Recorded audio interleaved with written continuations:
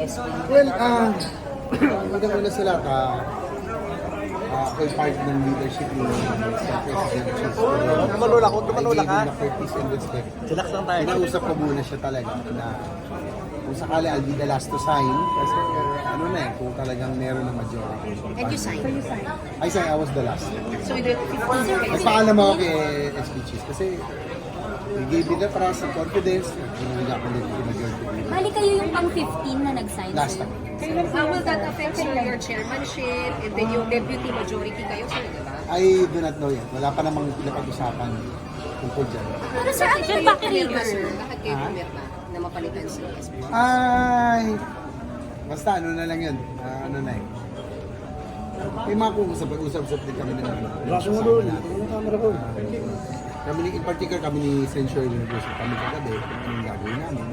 Kasi may mga kumag-usap din naman sa amin na we should be cannot really.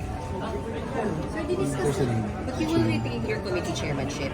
Is that something? Ayaw, hindi namin pinag-usapan yun. Hindi namin napag-usapan. Sir, kailan ka nagsimula yung ganitong Gabi lang, kahapon lang. kagabi lang, kahapon lang? Ano Ako naging kasi, trigger, sir? sabi ko kasi ako pag-iisip ako muna. Hindi naman ako, alam niyo naman ako kahit yung kay SP Migs noon, hindi ako umalis kay Migs Ubiri hanggang dulo, no?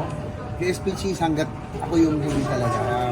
Kung pwedeng maiwan sana ako, kaya lang, naiintindihan naman niya. No? I gave my respects and courtesies before I signed. Ano Sir, yung black reason trigger, bakit sir. kahapon? Sir, sabi niyo you were the last to sign. Yes. Opo, Yes. kailan kayo Last straw, pumirma? sir. Ha? Kailan kayo pumirma? Kung kayo yung Kanina lang, sign? kanina lang. Sir, bakit kaya? Sa Blue Ribbon pa. Sir, bakit mayroong palit ng leadership? What are the issues, sir? Can you enlighten us? Kahit konti lang, sir. What are the issues?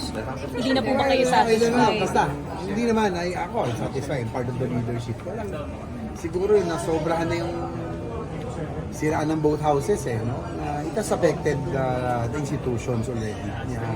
Ako naman, I think yung mga issues kay Sen Cheese, kay Sen Joel, it's part of the demolition job.